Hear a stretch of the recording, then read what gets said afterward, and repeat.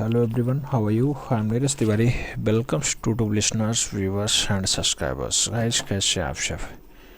मैं आशा करता हूँ आप सभी लोग स्वस्थ होंगे, खूब मस्त होंगे और अपनी तैयारी में पूरी शिद्दत के साथ व्यस्त होंगे। मित्रों, तैयारी आप सब पूरी ईमानदारी के साथ कर रहे हैं। मैं आज सामान के चल रहा हूँ, तैयारी करते रहिएगा मित्रों, क्योंकि टीजीटी पीजीटी का पेपर डेट आ गया है। जो टीजीटी का पेपर डेट है वो आपका 14 और 15 मई गया है, तो अब आपको और ज़्यादा शिद्दत के साथ लग जाना है। और जो पीजीटी का पेपर गया मित्रों, पीजीटी आर्ट, उसमें फाइनली जो आपका पेपर डेट गया है वो 20-21 जून गया हुआ है, 20-21 जून।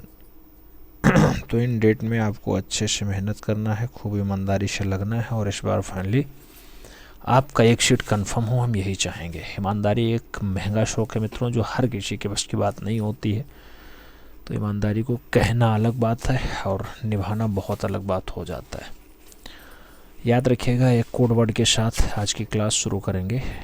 असफलता, असफलता नहीं, सफलता आपका परिचय दुनिया के सामने कराएगी, और जो असफलता है ये असफलता दुनिया का परिचय आपसे करवा देगी। इसलिए सफल जरूर होइएगा मित्रों। आज 9 तारीख है, 9 फरवरी को आप फाइनली ये क्लास देख रहे हैं। 8 फरवरी को दिल्ली में रिजल्ट आया, उसके साथ यूपी के उपचुनाव में भी एक सीट पे रिजल्ट आया। सांसद जी अयोध्या से जीते थे, लगा था बहुत बड़े राजा हो गए हैं, उनको दिल्ली का महाराजा भी कहा जाने लगा था। दिल्ली के सांसद अपने आप को अयोध्या का राजा मानने लगे थे। नाम था, आप जानते ही हैं। तो उनका लड़का चुनाव लड़ रहा था और मिल्कीपुर विधानसभा थी, वहाँ पे उनका लड़का चुनाव हार चुका है। जबकि सांसद जी बड़बोलेपन में आकर के कहते कि अगर हमारा बेटा नहीं जीतेगा तो कोई नहीं जीतेगा, अगर नहीं जीतेगा तो हम इस्तीफा दे देंगे। ये सारी बातें ऐसे। दिल्ली के राजा थे अरविंद केजरीवाल जी, आतिशी जी, आप जानते हैं। आतिशी जी तो जीत गई हैं, वर्तमान सीएम हैं, लेकिन अरविंद केजरीवाल जी बड़बोलेपन के शिकार हो गए। बहुत लंबी चौड़ी बोलते थे, मोदी जी इस जन्म में हमें नहीं हरा सकते, उनको अगला जन्म लेना पड़ेगा। ऐसा वायरल वीडियोज आजकल खूब ज़्यादा चर्चा का विषय बना हुआ है। कभी घमंड नहीं करना चाहिए, कभी ओवर कॉन्फिडेंस में नहीं जाना चाहिए। कॉन्फिडेंस अच्छी बात होती है, लेकिन ओवर कॉन्फिडेंस आपके विनाश का कारण बन जाता है, तो ये ज़रूर रखिएगा। और सफलता उन्हीं कर्मों को करने से मिलती है जिन कामों को करने के लिए आपका मन नहीं करेगा। तो उन कामों को ज़रूर करिएगा मित्रों, क्योंकि आपको सफल होना है। आपको एक योग्य शिक्षक बनना है और उत्तर प्रदेश को शिक्षा के मामले में नंबर 1 पे ले चलने में आपका अहम योगदान होना चाहिए।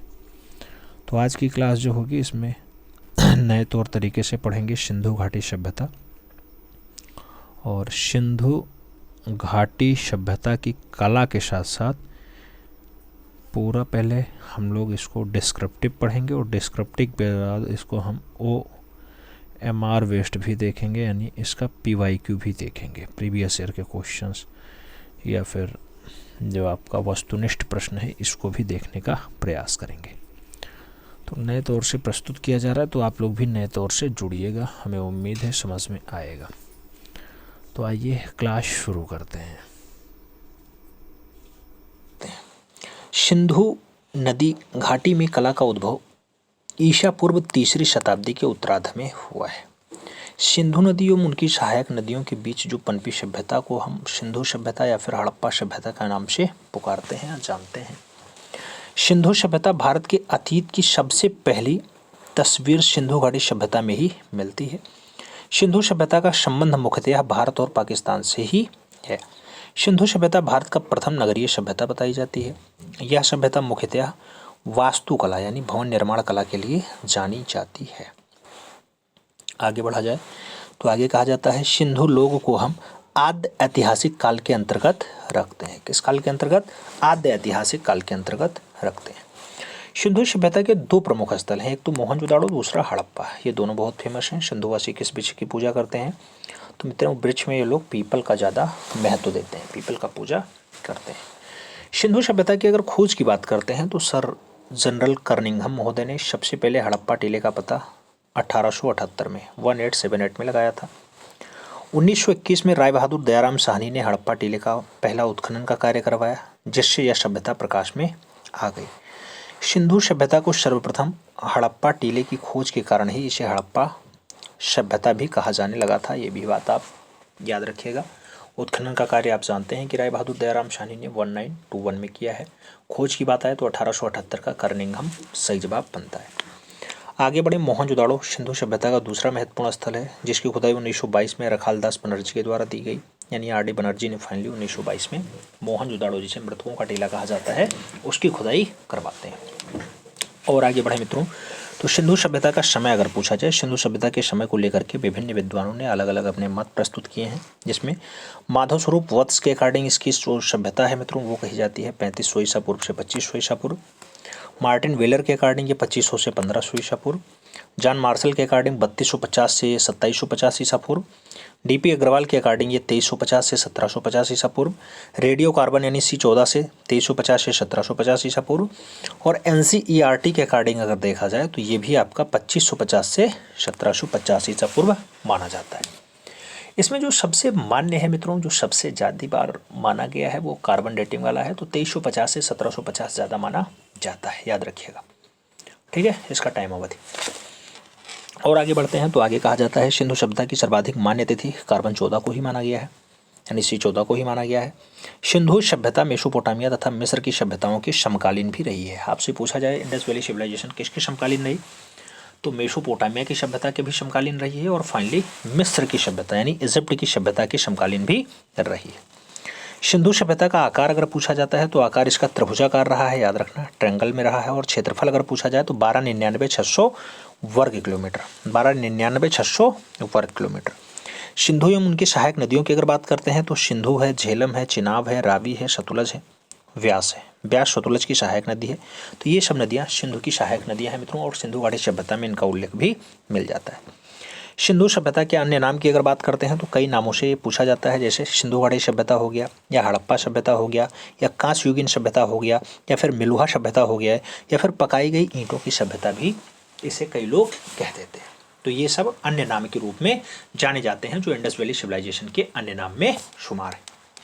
आगे बढ़ें, सिंधु घाटी सभ्यता का नगर विभाजन। आप जानते हैं यहाँ पे कई नगर पाए गए हैं, जिसमें से पहला जो दिया गया, सिंधु सभ्यता का नगर विभाजन 2 स्तरों पे किया गया, पश्चिमी और दुर्ग टीला, दूसरा पूर्वी और नगर टीला। तो पश्चिमी और दुर्ग टीला, पूर्वी और नगर टीला, इन 2 खंडों में इसे बांटा जाता है। एक नोट दिया गया, नोट में कहा जा रहा है धौलावीरा सिंधु सभ्यता का एकमात्र ऐसा नगर था जिसका विभाजन त्रिस्तरीय रहा है, वहाँ 3 खंडों में चलता रहा है मित्रों। बाकी सब जगह आपका 2 स्तरीय प्रमाण मिलता है। धौलावीरा आप याद रखिएगा, ये आपका ऊपर वाला दुर्ग हो जाता था और इधर वाला जो है आपका पूर्वी नगर टीला हो जाता था। ऐसा उल्लेख आपको सिंधु घाटी सभ्यता में देखने को मिलेगा। आप वहाँ जाओगे तब भी फाइनली आपको देखने को मिल जाएगा। बात समझ में आ रही है?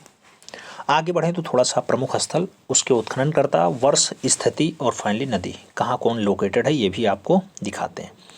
जैसे पाकिस्तान के प्रमुख स्थलों की हम बात करते हैं मित्रों, तो सबसे पहला नाम हड़प्पा का ही आता है। हड़प्पा उत्खननकर्ता दयाराम साहनी जी हैं, सन 1921 है।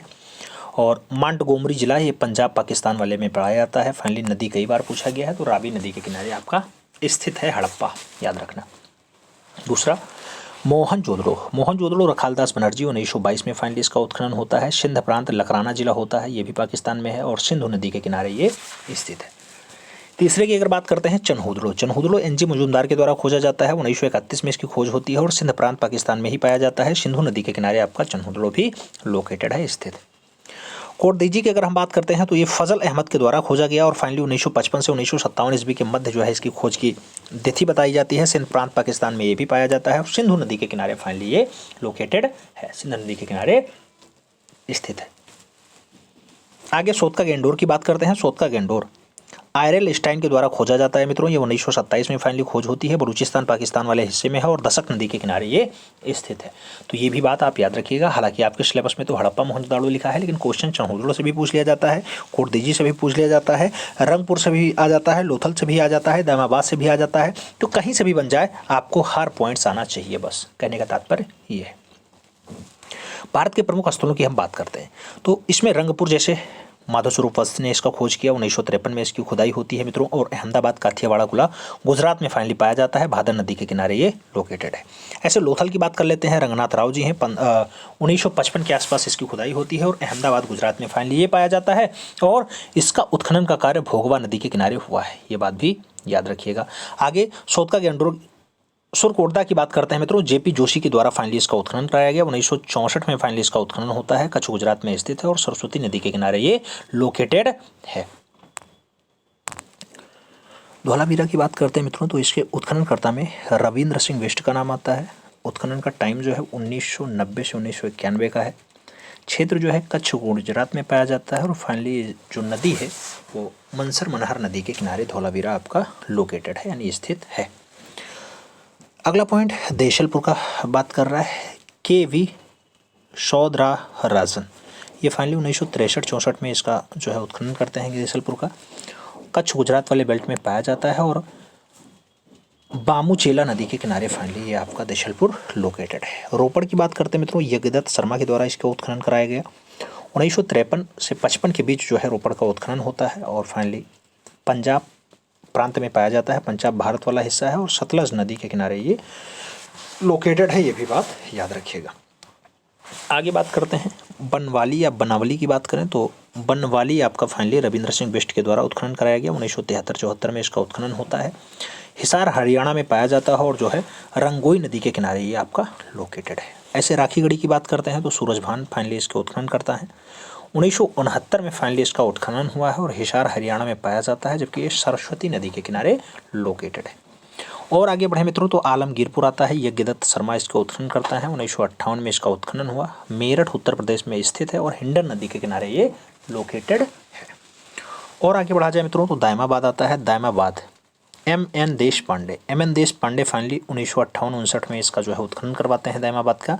अहमदनगर महाराष्ट्र में फाइनली स्थित है ये आपका जो है दायमाबाद और गोदावरी प्रवरा नदी के किनारे फाइनली ये लोकेटेड भी है। तो ये सारी बातें आपके कुछ खास प्रमुख स्थल हुए जो पाकिस्तान और भारत के हैं, उनके उत्खननकर्ता, उनके टाइम, उनका जिला और उनका नदी भी आपने देख रखा है। आगे बढ़े मित्रों तो आगे कहा जाता है अफगानिस्तान से प्राप्त स्थलों में सुरतको घोई और मुंडी गाग भी शामिल है। तो अफगानिस्तान का ये दो स्थल भी आप याद रखिएगा। सिंधु सभ्यता के प्रमुख नगर की हम बात करते हैं तो हड़प्पा, जिसे यूरोपिया कहते हैं, पाकिस्तान में स्थित है।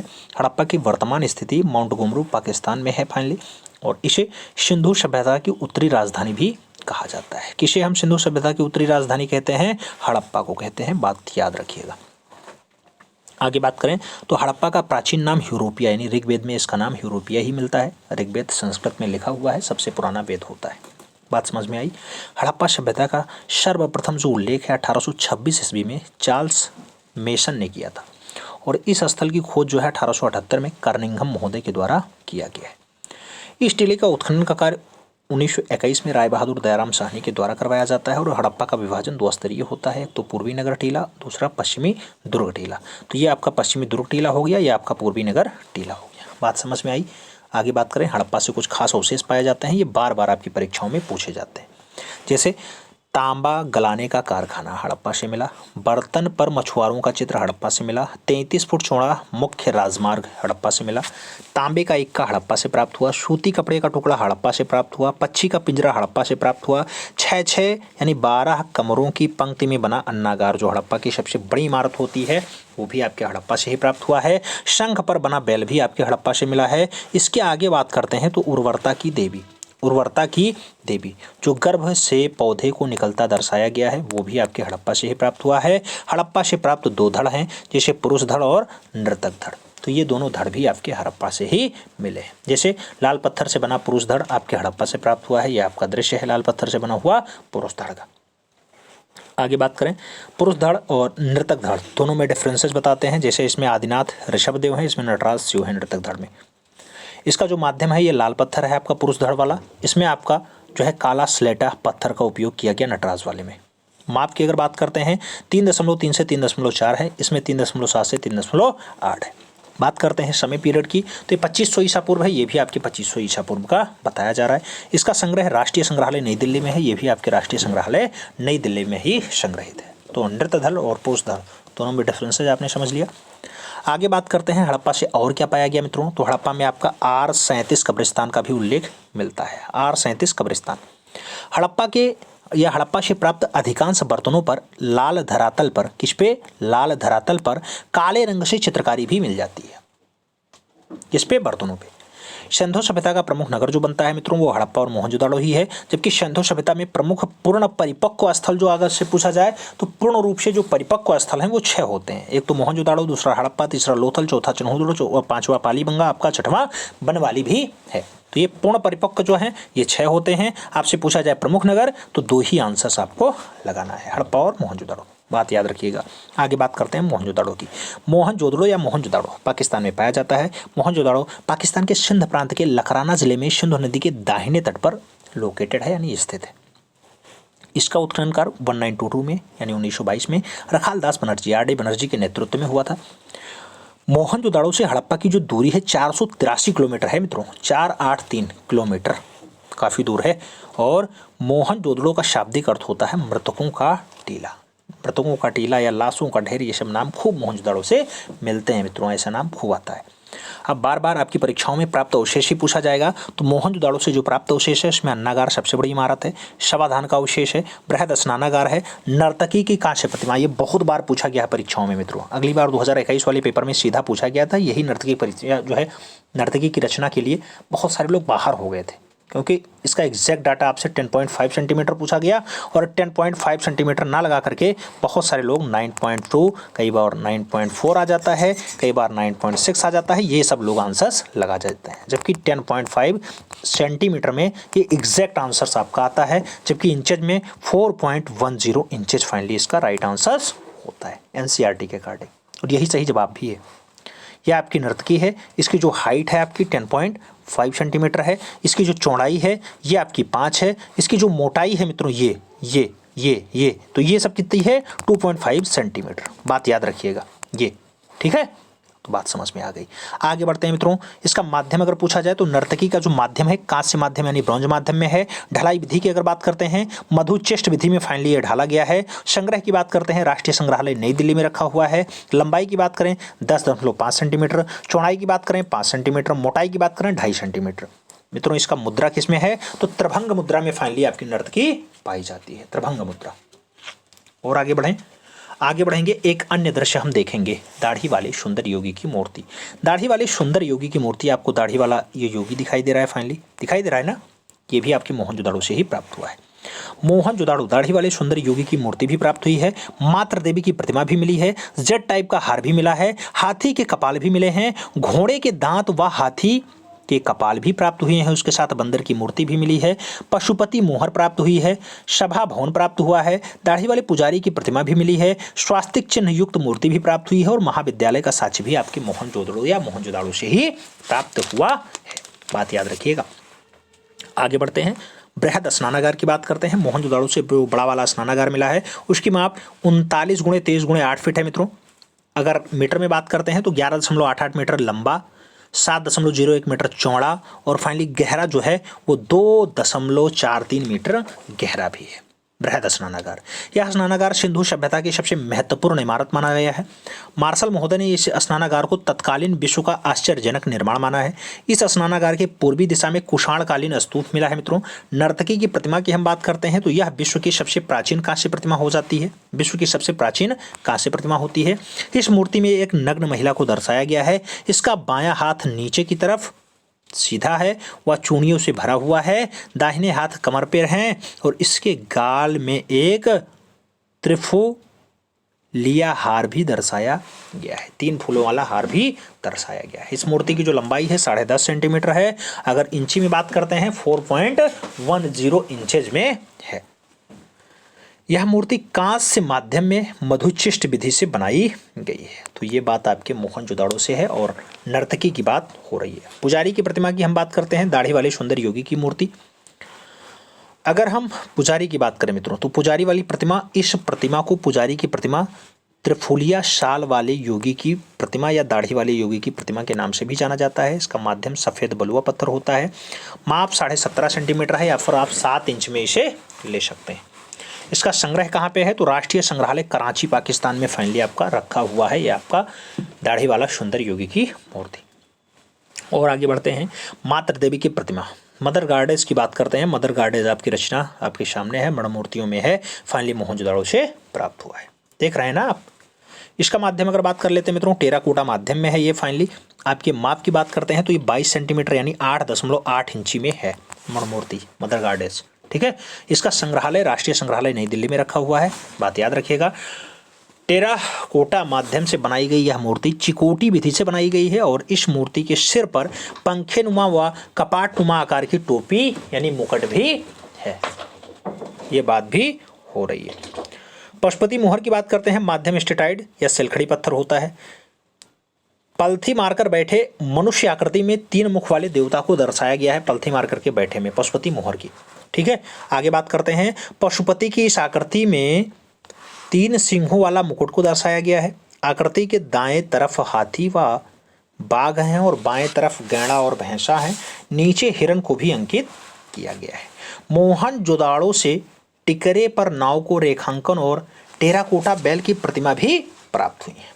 हम धौलावीरा की बात करते हैं, गुजरात वाले बेल्ट की, तो धौलावीरा सिंधु सभ्यता का एक ऐसा मात्र नगर है जिसका विभाजन 3 स्तरीय पद्धति में है, जबकि अन्य नगरों का विभाजन 2 डायमेंशनल में है, 2 स्तरों में हुआ है। इसमें दुर्ग भी है, मध्य भी है और टीला भी है। दुर्ग, मध्य, टीला, ये धौलावीरा की बात हो रही है, गुजरात में लोकेटेड है। ठीक है। आगे बात करते हैं, वर्तमान में धौलावीरा सिंधु सभ्यता का भारत में स्थित दूसरा सबसे बड़ा स्थल है। धौलावीरा को 2021 ईस्वी में यूनेस्को द्वारा विश्व धरोहर स्थल सूची में भी शामिल कर लिया गया था। इस नगर के किलेबंदी के भी साक्ष्य आपको देखने को मिल जाते हैं। सिंधु सभ्यता का सबसे नवीनतम शहर इसे माना जाता है, सबसे नया वाला शहर भी धौलावीरा ही बताया जाता है।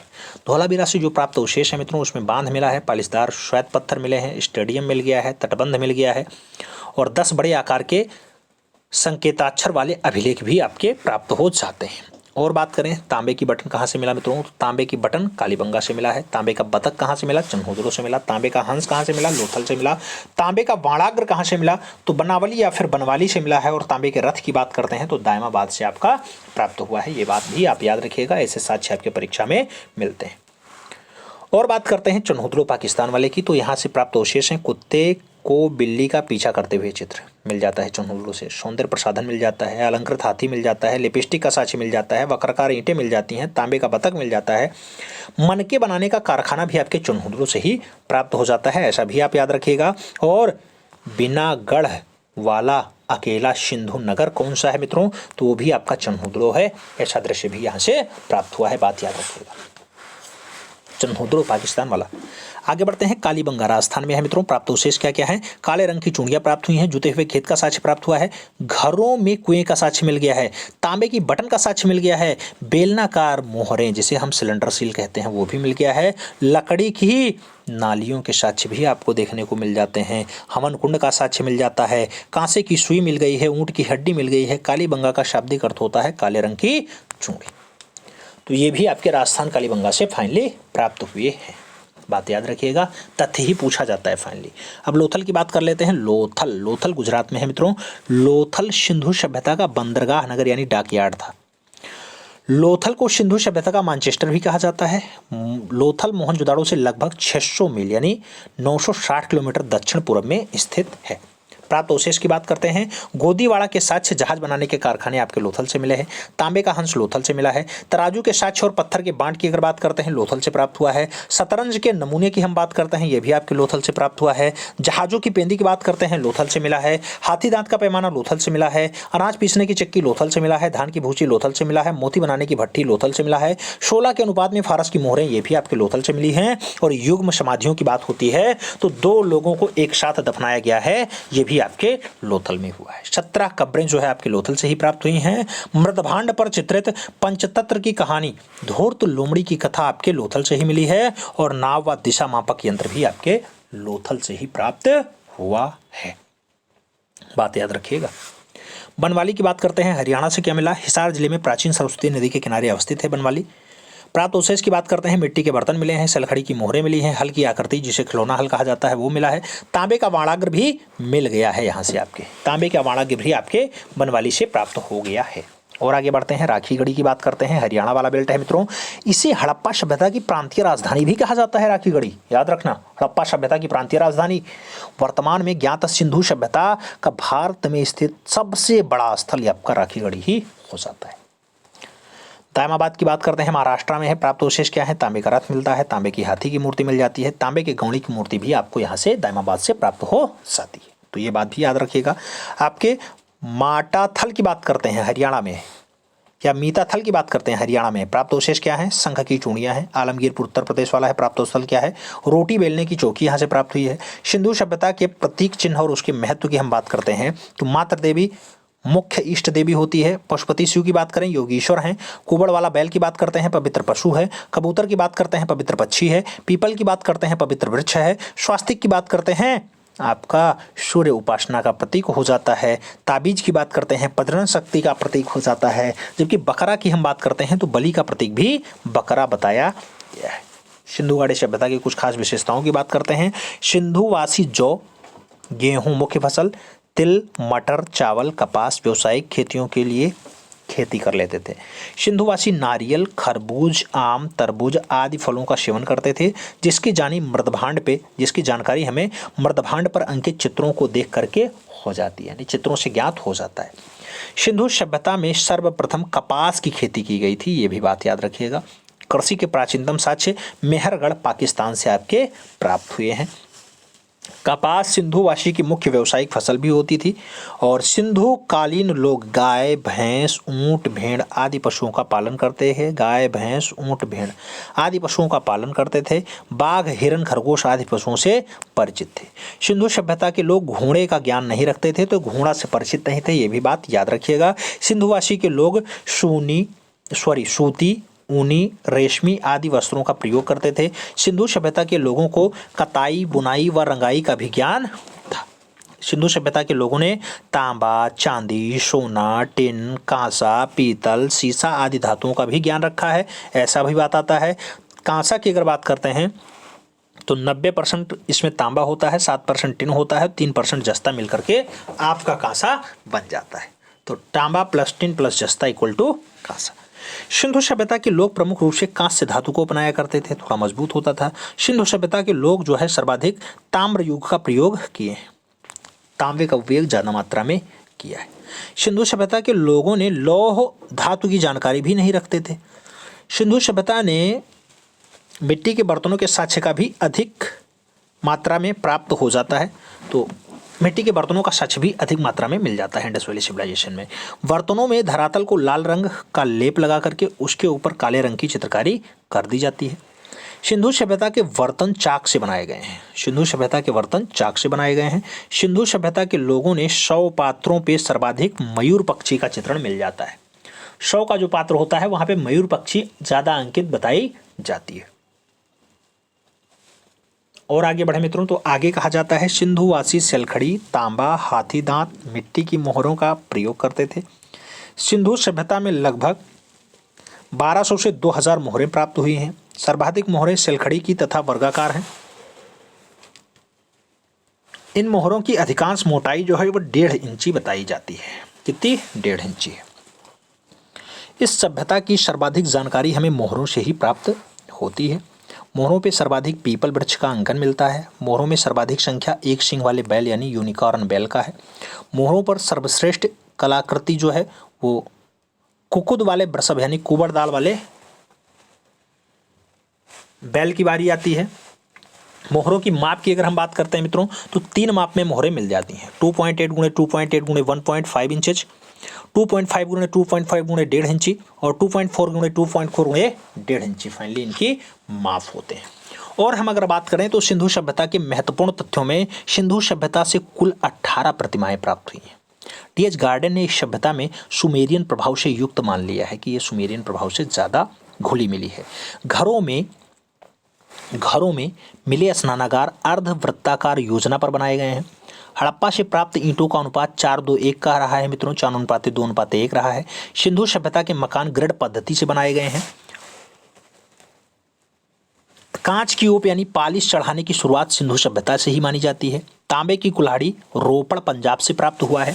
घोड़े की हड्डियां जो है सुरकोटता से प्राप्त हुई हैं। सिंधु सभ्यता के लोग मकान निर्माण में एल आकार की ईंट का उपयोग कर लेते थे।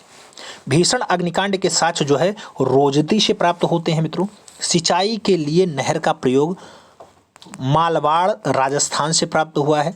और सिंधु सभ्यता मात्र सत्तात्मक थी, मात्र सत्तात्मक। आज की जैसी सभ्यता पुरुष सत्तात्मक है, ऐसे पहले सिंधु घाटी सभ्यता की जो कला थी वो मात्र सत्तात्मक रही है। माता के नाम से लोग जाने जाते थे। सिंधुवासी पशुपति और मातृ देवी की पूजा करते थे। मूर्ति पूजा का प्रारंभ सिंधु सभ्यता से माना जाता है। मनके बनाने का कारखाना लोथल और चन्हुद्रो से प्राप्त होता है मित्रों। धान की भूसी के साथ लोथल और रंगपुर से मिले हैं। सिंधु घाटी सभ्यता की जो लिपि है चित्रात्मक है, यानी पेक्टोग्राफ्स कहा जाता है, जिसमें कुल 396 चित्र प्राप्त होते हैं। यह लिपि दाएं से बाएं फिर दूसरी लाइन में बाएं से दाएं लिखी जाती है। वर्तमान में भारत में खोजे गए हड़प्पा कालीन सबसे विशाल नगर आपका राखीगढ़ी ही बताया जाता है। सिंधु सभ्यता के लोग तलवार से भी परिचित नहीं थे। जैसे वो लोहा से परिचित नहीं थे, जैसे वे आपके घोड़ा से परिचित नहीं थे, ऐसे वे तलवार से भी परिचित नहीं रहे हैं। और आगे बढ़ते हैं। हड़प्पा सभ्यता की सर्वप्रथम कलाकृति मोहरों पर ही मिली है, याद रखिएगा, मोहरों पे। और सिंधु सभ्यता में चित्रकला संबंधी सर्वाधिक जानकारी बर्तनों पर की गई है और चित्रकारी से प्राप्त भी होती है। सिंधु सभ्यता में पकाई मिट्टी की मूर्तियों का निर्माण चिकोटी विधि में हुआ है। तांबे से बने 424 यंत्रों की ताम्र निधि मध्य प्रदेश के गुंजेरिया से फाइनली प्राप्त हुई है। सिंधु सभ्यता में अभिलेख युक्त मोहरें सर्वाधिक हड़प्पा से मिली हैं। हड़प्पा से प्राप्त एक श्रृंगी वृषभ यानी सेलखड़ी माध्यम में है और भारतीय संग्रहालय कोलकाता में आपका सुरक्षित भी बताया जाता है। एक मुद्रा पर पैर में सांप को दबाए गरुड़ का चित्र भी आपके हड़प्पा से प्राप्त हो गया है। विश्व का सबसे प्राचीनतम नगर मोहनजोदाड़ो को माना जाता है। पशु आकृति युक्त मोहरें मोहनजोदाड़ो से प्राप्त हुई हैं। बनवाली के मकानों में अग्निवेदियां भी प्राप्त हुई हैं, अग्निवेदियों का साक्ष्य भी मिला है। कालीबंगा से कच्ची ईंटों के भवन प्राप्त हुए हैं। कालीबंगा से भवन के फर्श निर्माण में अलंकृत ईंटों का प्रयोग भी किया गया है। वर्ष 2016 की सिंधु सभ्यता को संदर्भित करने वाली विश्व की प्रथम फिल्म मोहनजोदाड़ो के निर्देशक जो है वो आशुतोष गोवारिकर जी रहे हैं। आशुतोष गोवारिकर जी रहे हैं। आगे बढ़ें तो सिंधु सभ्यता के समकालीन पूर्व की और सभ्यताएं हैं, उनके बारे में देख लेते हैं। जैसे हम बात करें तो क्वेटा सभ्यता 3500 से 1800 ईसा पूर्व है। इस सभ्यता की खोज जो है अयूरेल स्टिन ने की है। यहाँ से पकाई हुई मिट्टी के सिर और बर्तन प्राप्त हो जाते हैं क्वेटा सभ्यता से। झोब सभ्यता की हम बात कर लेते हैं। झोब सभ्यता के प्रमाण जो है बलूचिस्तान में झोब नदी की घाटियों में मिले हैं।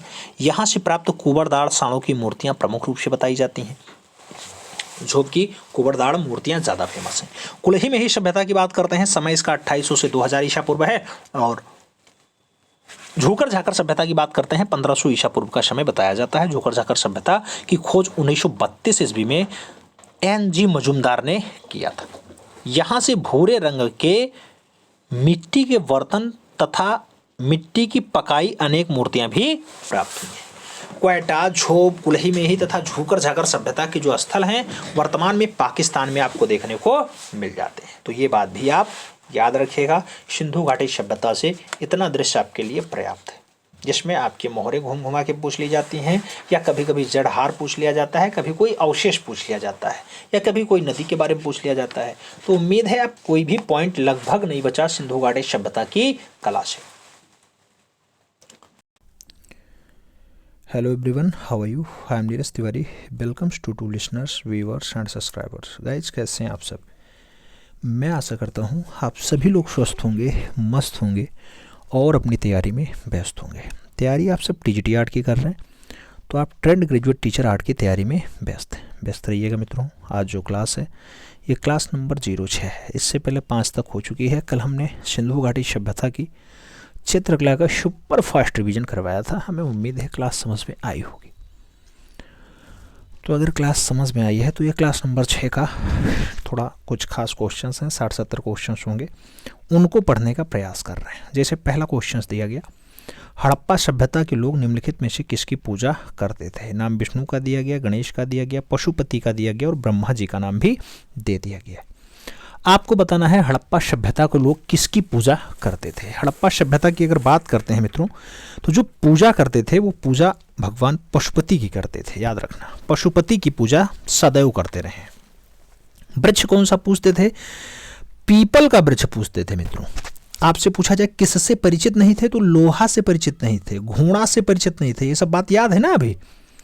तो ये सारी बातें याद रखिएगा। अभी क्वेश्चंस मिलेंगे आपको, इसी नाम से क्वेश्चंस मिलेंगे और सीधे आपको राइट आंसर्स देना होगा। तो इन्हीं के अकॉर्डिंग आपको चलना है। तैयारी बेहतर तभी होगी जब आप ये सारी बातें याद रखेंगे मित्रों। ठीक है, अगला क्वेश्चन 2 नंबर आता है, सिंधु सभ्यता की लिपि की जानकारी खुदाई से पहले प्राप्त किन वस्तुओं से ज्ञात होती है? नाम आभूषणों का है, मूर्तियों का है, मोहरों का है और टीलों का नाम दिया गया। सिंधु घाटी सभ्यता की जो लिपि है उसकी जानकारी खुदाई से प्राप्त किन वस्तुओं से ज्ञात होती है? तो मोहरों पे उसकी लिपि लिखी हुई है, इसलिए मोहरों से प्राप्त हो जाती है, मोहरों से जानकारी पता चल जाती है। और आगे चलते हैं, अगला क्वेश्चन 3 नंबर आता है। आपसे पूछा गया मोहनजोदाड़ो से प्राप्त नर्तकी की मूर्ति किस धातु की बनी है? नाम तांबा का है, टिन का है, कांसा का है और पीतल का नाम दिया गया। नर्तकी की मूर्ति किस धातु की बनी हुई है मित्रों? तो आप जानते हो कि जो आपकी डांसिंग गर्ल है वो आपकी डांसिंग गर्ल फाइनली कांसा की बनी हुई है। कांसा की आप जानते हैं त्रिभंग मुद्रा में है, त्रिभंग मुद्रा में है, 4.10 इंच में है। सेंटीमीटर की बात करते हैं 10.5 सेंटीमीटर में है लंबाई इसकी। चौड़ाई जब बात करते हैं 5 सेंटीमीटर और मोटाई की बात करते हैं तो 2.5 सेंटीमीटर आंसस बनता है। तो नर्तकी से क्वेश्चन अगली बार ये 10.5 सेंटीमीटर पूछा गया था, 2021 के पेपर में सीधा पूछा गया था, इसलिए इसे याद रखिएगा मित्रों। बहुत इंपॉर्टेंट डाटा है, घूम घुमा के क्वेश्चंस ले ही आता है, छोड़िएगा मत। अगर संग्रह पूछे कहां पे रखा हुआ है तो आप राष्ट्रीय संग्रहालय लगाइएगा, न्यू दिल्ली वाला। बात याद रखना, मुद्रा कैसी है? त्रिभंग मुद्रा है। विधि कौन सी है? ढलाई की विधि कौन सी है? तो मधुचिष्ट विधि में फाइनली ये आपकी नर्तकी है, याद रखना, मधुचिष्ट विधि। बात समझ में आई? वैसे तो कांसा से क्वेश्चंस पूछा गया था, ब्रांज जिसे कहा जाता है। अगला क्वेश्चन हम 4 नंबर पढ़ रहे हैं। आपसे कह रहा है मोहनजोदड़ो स्नानागार के पूर्व में स्थित स्तूप का निर्माण किस काल में किया गया? नाम मौर्य काल का है, कुषाण काल का है, शुंग काल का है और सातवाहन काल का नाम दिया गया। मोहनजोदड़ो स्नानागार के पूर्व में स्थित स्तूप का जो निर्माण है कौन से टाइम पीरियड पे हुआ? जब इसके हम टाइम की बात करते हैं तो कुषाण काल में हुआ है। सही जवाब सी के साथ बैठता है।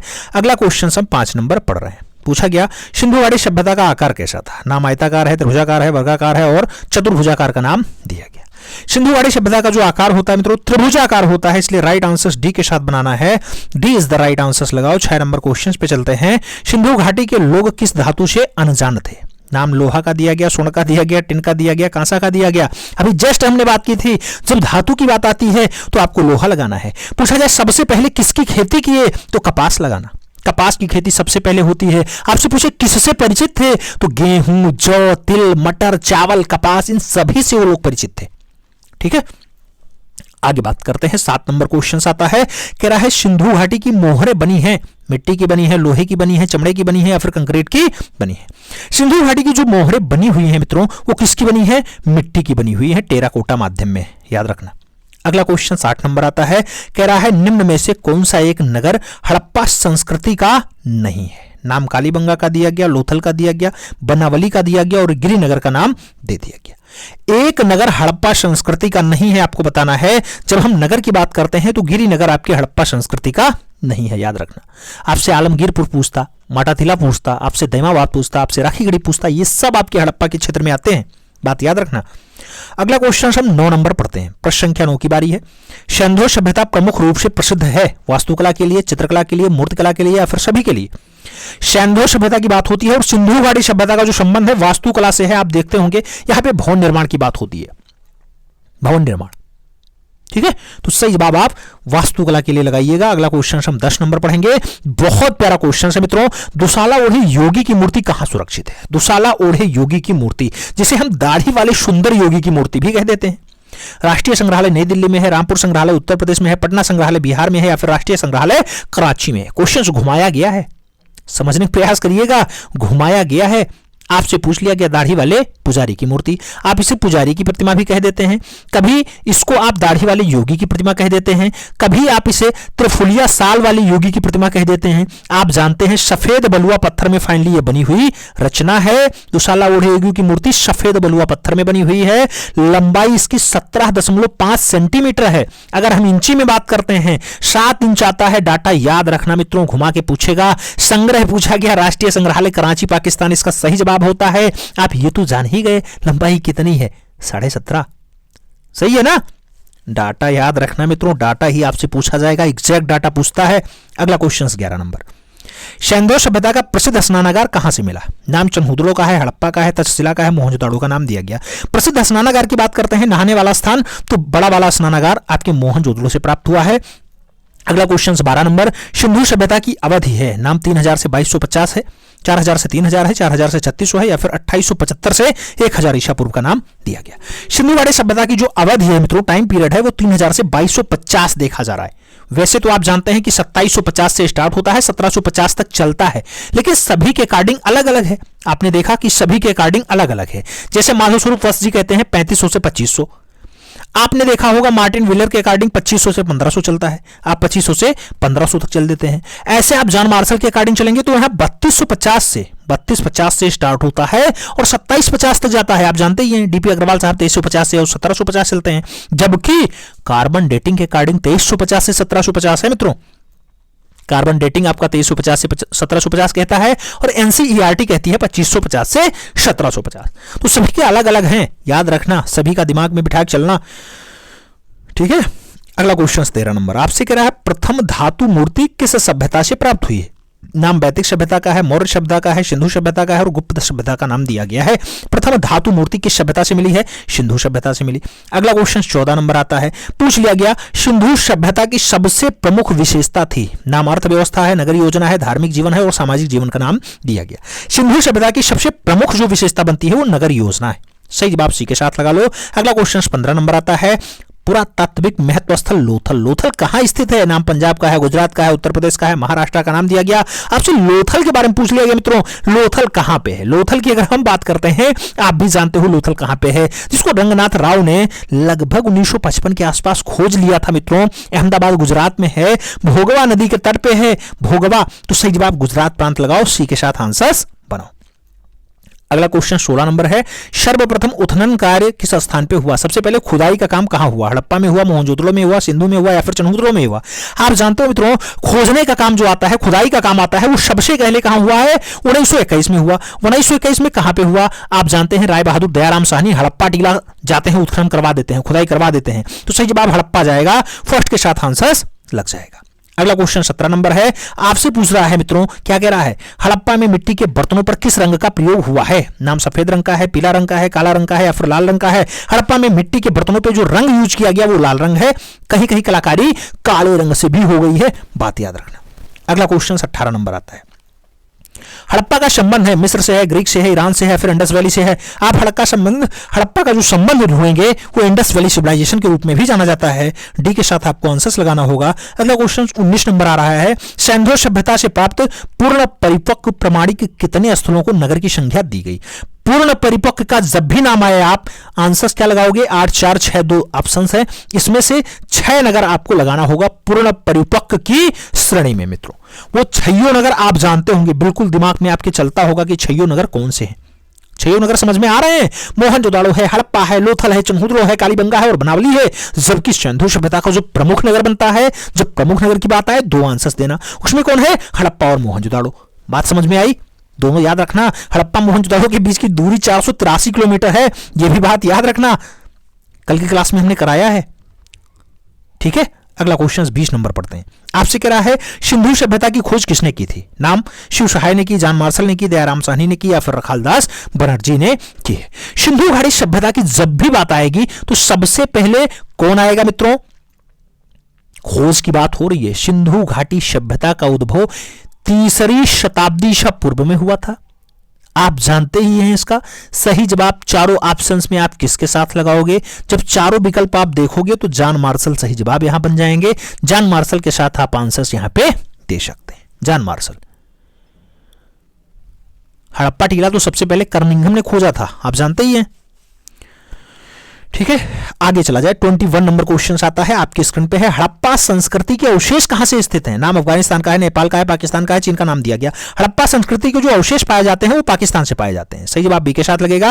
अगला क्वेश्चन 22 नंबर आएगा, पूछा गया धातु निर्मित नर्तकी की मूर्ति कहां से प्राप्त है? नाम हड़प्पा का है, मोहनजोदड़ो का है, रायगढ़ का है और बेल्लारी का नाम दिया गया। हड़प्पा में आपसे धातु की निर्मित नर्तकी की रचना आपसे पूछ ली गई, वही नर्तकी जो मोहनजोदड़ो से प्राप्त हुई है, आप जानते हैं 4.1 इंचेज है। सही जवाब मोहनजोदड़ो लगा लो, C is the right answer बना लो। अगला क्वेश्चन 23 नंबर आता है, भारतीय कला का सबसे प्रमुख केंद्र है। नाम अजंता का है, महाबलीपुरम का है, खजुराहो का है और सिंधु घाटी की सभ्यता का नाम दिया गया। भारतीय कला का जो सबसे प्रमुख केंद्र है मित्रों, सबसे मेन केंद्र जो बनता है वो इंडस वैली सिविलाइजेशन बनता है, सिंधु घाटी की सभ्यता बनता है। डी के साथ आपको आंसर लगाना है। 24 नंबर क्वेश्चन पे चलेंगे। हड़प्पा मोहनजोदड़ो किस सभ्यता से संबंधित है? नाम गुप्त का है, सिंधु का है, शुंग का है और मौर्य का नाम दिया गया। हड़प्पा मोहनजोदड़ो किस सभ्यता से संबंधित है आपको बताना है, तो इनका संबंध सिंधु घाटी सभ्यता से है। सी के साथ आंसर्स लगाओ। 25 नंबर क्वेश्चंस पे चलते हैं। पशु आकृति युक्त मोहरे कहां पाई गई हैं? नाम राजघाट का है, नालंदा का है, सारनाथ का है, मोहनजोदड़ो का नाम दिया गया। पशु आकृति युक्त जो मोहरे पाई जाती हैं मोहनजोदड़ो में पाई जाती हैं। सही जवाब आपको डी के साथ लगाना है। D is the right answer बना लेना है। बृहद स्नानागार भी यही मिला है, 100 के अवशेष भी मिले हैं, बड़ा वाला अन्नागार भी मिला है, बात याद रखना। अगला क्वेश्चन 26 नंबर आता है, पूछा गया नगरीय सभ्यता का प्रथम उदाहरण कहां से मिलता है? नाम मोहनजोदड़ो हड़प्पा का है, राजघाट का है, कौशाम्बी का है और तक्षशिला का नाम दिया गया। नगरीय सभ्यता का जो पहला उदाहरण है मोहनजोदड़ो हड़प्पा से मिलता है। सही जवाब आपको ए के साथ लगाना है। First is the right answer बनाना है। 27 नंबर क्वेश्चन आता है, मोहनजोदड़ो हड़प्पा से प्राप्त मोहरे किस माध्यम में बनाई गई हैं? नाम ब्रांज का है, ग्रेनाइट का है, मार्बल का है और टेराकोटा का नाम दिया गया। मोहनजोदड़ो हड़प्पा से प्राप्त जो मोहरे हैं कौन से मीडियम में बनाई गई? टेराकोटा मीडियम में बनाई गई। सही जवाब डी के साथ दो। अगला क्वेश्चन 28 नंबर पे चलते हैं। आपसे कह रहा है सिंधु सभ्यता में किस प्रकार के वस्त्रों का उल्लेख मिलता है? नाम शाहिका का है, रेशमी का है, दुर्लूक का है और सूती का नाम दिया गया। जो वस्त्रों का उल्लेख है मित्रों वो सूती वाला है। सही जवाब डी के साथ लगाओ। अगला क्वेश्चन हम 29 नंबर पे चलते हैं। आपसे कह रहा है झोकर संस्कृति का संबंध किस क्षेत्र से है? नाम राजस्थान का है, सिंधु का है, महाराष्ट्र का है और गंगा घाटी का नाम दिया गया। झोकर संस्कृति का संबंध किस क्षेत्र से है? जब हम झोकर संस्कृति की बात करते हैं तो झोकर संस्कृति का संबंध सिंधु घाटी सभ्यता से होता है। सही जवाब सी के साथ बनेगा। अगला क्वेश्चन 30 नंबर आएगा, सिंधुवासी किस आभूषण का प्रयोग नहीं करते थे? नाम करधनी का है, निष्क का है, पाइजेब का है, भुजबंद का नाम दिया गया। निष्क का उपयोग सिंधु घाटी सभ्यता में आभूषण के रूप में नहीं हुआ है। सही जवाब सी के साथ लगाओ। अगला क्वेश्चन 31 नंबर आता है, पूछा गया किस संस्कृति को सोढ़ी संस्कृति का नाम दिया गया? नाम हड़प्पा का है, हड़प्पोत्तर का है, हड़प्पा पूर्व संस्कृति का है और संस्कृति का नाम दिया गया। सोढ़ी संस्कृति का नाम किसे दिया गया? हड़प्पा पूर्व संस्कृति का नाम है। सही जवाब जो है सी के साथ लगाना है। सी इज द राइट आंसर बनेगा। अगला क्वेश्चन अपना 32 नंबर है। 32 नंबर क्वेश्चन कह रहा है लोथल किस नदी के किनारे बसा हुआ है? नाम दशक का है, चैतांगे का है, भोगवा का है और समतल का नाम दिया गया। लोथल किस नदी के किनारे बसा हुआ है? भोगवा नदी के किनारे बसा हुआ है। सही जवाब बी के साथ जाएगा। अगला क्वेश्चन 33 नंबर है। आपसे कह रहा है सिंधु घाटी के लोग किस पशु से अपरिचित थे? नाम बकरी का है, घोड़ा का है, गाय का है, हाथी का नाम दिया गया। सिंधु घाटी के लोग किस पशु से अपरिचित थे मित्रों? गाय से वो अपरिचित रहे हैं। अरे गाय नहीं भाई, आप जानते हो वो घोड़ा से अपरिचित थे। किससे अपरिचित थे? घोड़ा का ज्ञान नहीं था, बाकी वो गाय, भैंस, ऊंट, भेड़ ये सब रखते थे। बाघ, हिरन, खरगोश से भी वो डरते थे। ठीक है, तो वो घोड़ा से अपरिचित थे। याद रखना, अपरिचित थे पूछा गया है। गाय नहीं होगा, घोड़ा होगा। सही जवाब सी के साथ लगेगा। अगला क्वेश्चन 34 नंबर आता है। पूछा गया मोहनजोदड़ो का सबसे विशाल भवन कौन सा है? सबसे बड़ा वाला भवन बैरक है, अन्नागार है, स्नानागार है, जलकुंड है। मोहनजोदड़ो का सबसे बड़ा वाला विशाल वाला भवन जो है वो अन्नागार है। सही जवाब सी के साथ लगेगा। अगला क्वेश्चन 35 नंबर आता है। पूछा गया सिंधु सभ्यता के जीवन में किस पशु का सर्वाधिक महत्व था? नाम गाय का है, बैल का है, कुत्ता का है, हाथी का है। किस पशु का सर्वाधिक महत्व रहा है मित्रों? तो बैल का ज्यादा महत्व दिया गया है। याद रखना, बैल को ये लोग ज्यादा खास मानते हैं। अगला क्वेश्चन 36 नंबर है। सिंधुवासी किस वृक्ष की पूजा करते थे? नाम पीपल का है, शीशम का है, नीम का है, बरगद का है। पीपल सही जवाब बनता है। फर्स्ट के साथ आंसर्स लगाना है। 37 नंबर क्वेश्चन पढ़ते हैं। पूछ लिया गया हड़प्पा से प्राप्त पुरुष नर्तक जिसे नटराज कहा जाता है, इसकी मूर्ति का रंग कैसा है? पीला है, नीला है, काला है, लाल है। नटराज की मूर्ति का रंग काला है मित्रों। सही जवाब क्या बनेगा? नटराज की मूर्ति जो फाइनली प्राप्त हुई है वो आपकी काले रंग में। तो सही जवाब आपको किसके साथ देना है? यहां पर राइट आंसर बी के साथ लगाना है। अगला क्वेश्चन 38 नंबर आएगा। पूछा गया लोथल की खोज सर्वप्रथम हुई थी 1954 में, 1960-62 में, 1975-76 में या फिर 1945-46 में। लोथल की खोज सर्वप्रथम हुई थी 1954 में। सही जवाब फर्स्ट के साथ बनेगा। अगला क्वेश्चन 39 नंबर आएगा। पूछा गया लोथल की सर्वप्रथम खोज किसने की थी? एस.आर. राव ने की, दयाराम साहनी ने की, रणवीर सिंह बिष्ट ने की या फिर वी.एस. राव के द्वारा खोजा गया। हम लोथल की बात करते हैं जहां तांबे का हंस भी मिला है। आप जानते हो लोथल लोथल लोथल रंगनाथ राव 1500 नहीं भाई 1955। सही जवाब आपका रंगनाथ राव आते हैं, रंगनाथ राव। आगे चलें।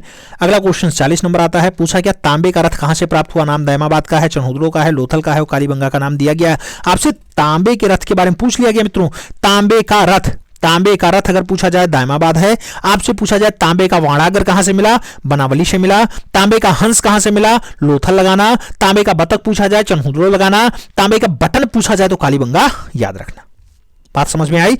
अगला क्वेश्चन 41 नंबर है। आपसे कह रहा है सिंधु लिपि लिखी जाती थी दाएं से बाएं की ओर, दाएं से बाएं दोनों ओर, दाएं से बाएं से दाएं की ओर या फिर उपयुक्त में से कोई नहीं। सिंधु लिपि लिखी जाती थी। सिंधु लिपि जो लिखी जाती थी दाएं से बाएं की ओर लिखी जाती थी। सही जवाब फर्स्ट के साथ है। 42 नंबर क्वेश्चन पे चलते हैं। पशुपति मोहरों के चित्रण में किस पशु का अंकन नहीं हुआ है? नाम गाय का है, हिरण का है, भैंसा का है और हाथी का है। पशुपति मोहर में जो है चित्रण नहीं हुआ वो गाय है। सही जवाब फर्स्ट के साथ लगा लो। ए इज द राइट आंसर बना लो। और आगे चलें। 43 नंबर क्वेश्चन है। आपसे कह रहा है पंचतंत्र में वर्णित धूर्त लोमड़ी का चित्रण कहां से प्राप्त होता है? नाम लोथल का है, चनहुदड़ो का है, कालीबंगा का है और बनवाली का नाम दिया गया। पंचतंत्र में जो धूर्त लोमड़ी है इसका जो चित्रण होता है मित्रों ये आपके लोथल से होता है। मोती बनाने की भट्टी लोथल से मिली है, धान की भूसी लोथल से मिली है, तराजू के साँचे और पत्थरों की बांट जो है ये भी आपके लोथल से मिले हैं। तो ये बात भी याद रखना। गोदीवाड़ा का साँचे तो आप जानते हैं कि जहाज बनाने का जो कारखाना है वो भी आपके लोथल से ही प्राप्त हुआ है। बात याद रखना। अगला क्वेश्चन 44 नंबर आएगा। पूछ लिया गया निम्न में से कौन सा हड़प्पा स्थल हिंदकुश के उत्तर में स्थित है? नाम चनहुदड़ो का है, सोतका गेंडोर का है, मांडा है और सूरतेघई का नाम दिया गया। मित्रों हड़प्पा स्थल हिंदकुश के उत्तर में है, सूरतेघई। सही जवाब बनता है डी के साथ आंसर्स लगाओ। अगला क्वेश्चन हम 45 नंबर पे चलते हैं। आपसे कह रहा है सिंधु घाटी सभ्यता की मूर्ति नृत्य रत किशोरी किसके संग्रह में है? नाम भारतीय संग्रहालय कोलकाता का है, लाहौर संग्रहालय लाहौर का है, राष्ट्रीय संग्रहालय नई दिल्ली का है और चेन्नई संग्रहालय चेन्नई का नाम दिया गया। नृत्य रत किशोरी किसके संग्रह में है आपसे पूछा गया? राष्ट्रीय संग्रहालय नई दिल्ली सही जवाब बनता है। और आगे चला जाए मित्रों 46 नंबर क्वेश्चन आता है। पूछ लिया गया सिंधु घाटी के पुजारी की मूर्ति किससे बनी है? तांबा है, संगमरमर है, चूना पत्थर है, कांसा है। सिंधु घाटी के पुजारी की मूर्ति किससे बनी हुई है? चूना पत्थर से बनी है। तो सही जवाब बी के साथ लगाएंगे। अगला क्वेश्चन 47 नंबर आएगा। हड़प्पा से प्राप्त पुरुष नर्तक का धड़ बनाया गया है भूरे लाइमस्टोन से, टेराकोटा से, मार्बल से या फिर ब्रांज से? हड़प्पा से प्राप्त पुरुष नर्तक का जो धड़ बनाया गया भूरे लाइमस्टोन से बनाया गया। सही जवाब फर्स्ट के साथ लगता है। अगला क्वेश्चन 48 नंबर आता है। दुशाला ओढ़े योगी की मूर्ति किस खुदाई से प्राप्त हुई है? नाम मिस्र का है, मेसोपोटामिया का है, रामगढ़ का है, मोहनजोदड़ो का नाम दिया गया। सही जवाब मोहनजोदड़ो लगा लो। सही जवाब डी के साथ बना लो। अगला क्वेश्चन 49 नंबर है।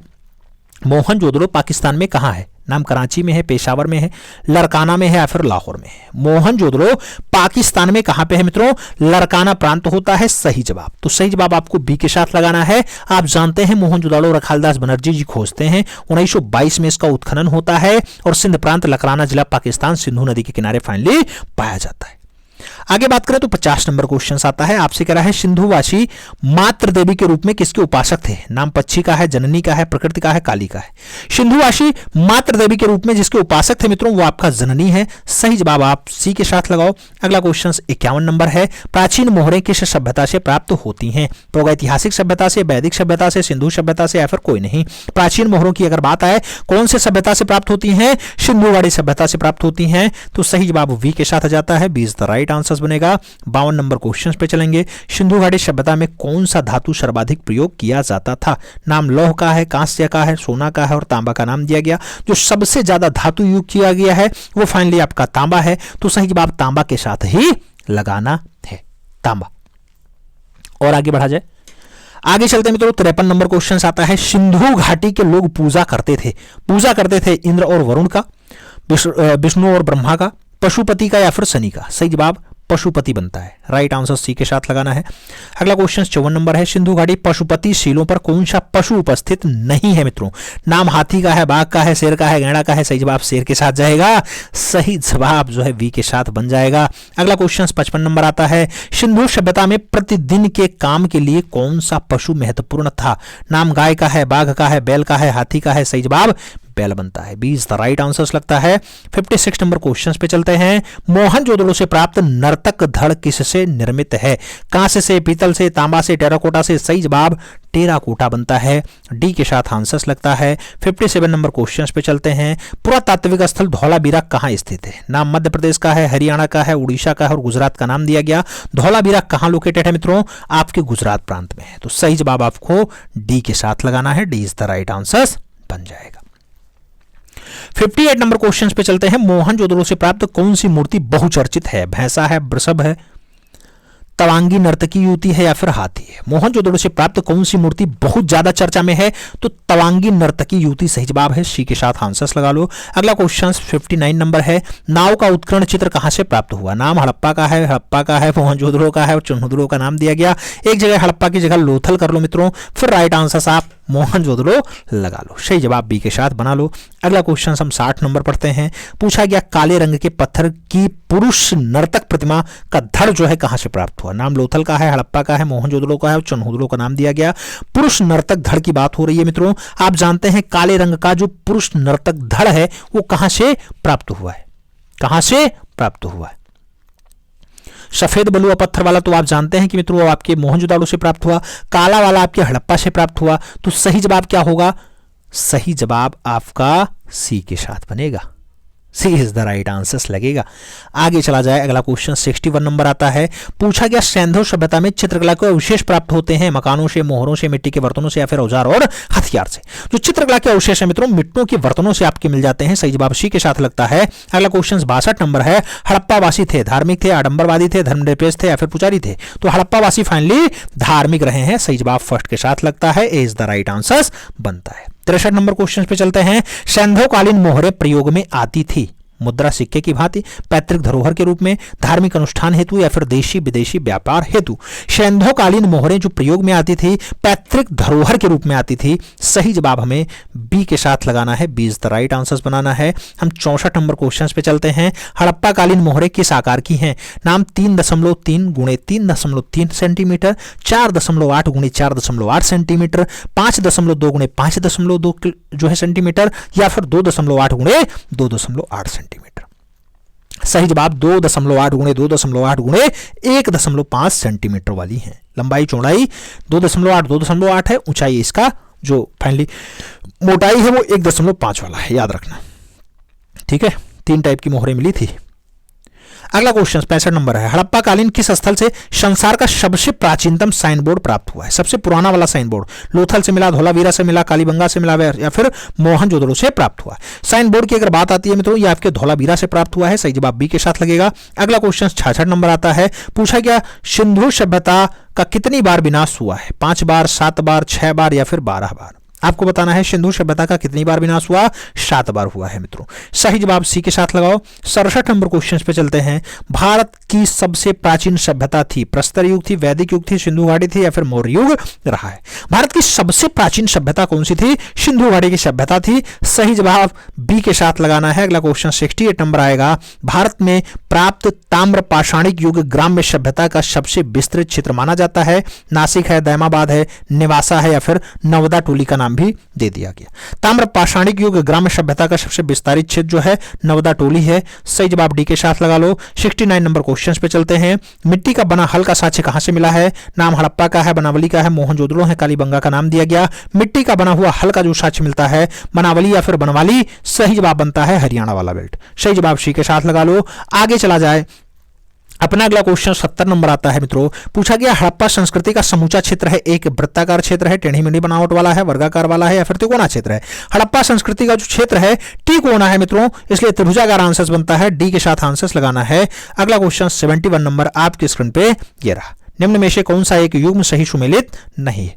लोथल का चावल के साथ है, कालीबंगा विशाल स्नानागार के लिए है, चनहुदड़ो मनके बनाने के उद्योग के लिए है, हड़प्पा अन्नागार के लिए फेमस है। मित्रों यहाँ पे जो सही नहीं है कालीबंगा विशाल स्नानागार सही जवाब बनेगा, वही आपका सही नहीं है, बाकी सभी विकल्प एकदम फिट बैठे हैं। अगला क्वेश्चन 72 नंबर आता है, विश्व में सबसे पहले खेत कहां जोता गया? हड़प्पा का है, रोपड़ का है, कालीबंगन का है, रंगपुर का नाम दिया गया। सबसे पहले जो खेत की जुताई होती है कालीबंगन से होती है, सही जवाब हमें वी के साथ देना है। अगला क्वेश्चन हम 73 नंबर पे चलते हैं, दाढ़ी युक्त पुजारी इस काल से संबंधित मूर्ति शिल्प है? गुप्त काल का है, सिंधु काल का है, मौर्य काल का है, कुषाण काल का है?